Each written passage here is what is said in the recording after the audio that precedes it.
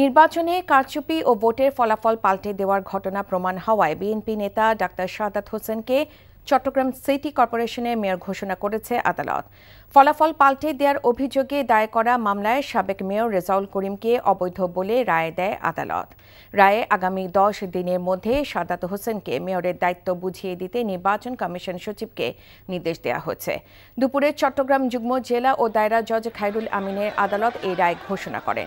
Doctor শাহাদাত হোসেনের আইনজীবী জানান, আদালতে ভুয়া ভোট ও কারচুপির মাধ্যমে ফলাফল পাল্টে দেওয়ার বিষয়টি সন্দেহাতীতভাবে প্রমাণ হওয়ায় যুগান্তকারী এই রায় ঘোষণা করেছে। রায়ের পর ডাক্তার শাহাদাত হোসেন বলেন, এই রায়ের মাধ্যমে সারা দেশে গণতন্ত্র, মানুষের আইনের শাসনের প্রতি যে অনাস্থা তৈরি হয়েছিল তা ফিরে আসতে শুরু করবে।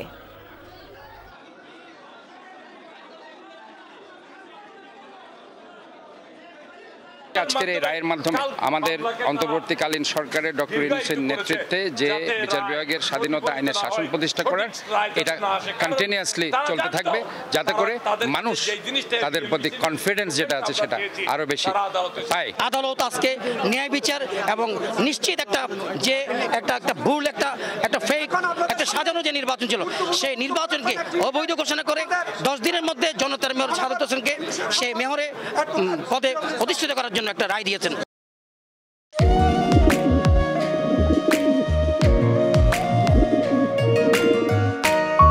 আমি রাশেদ।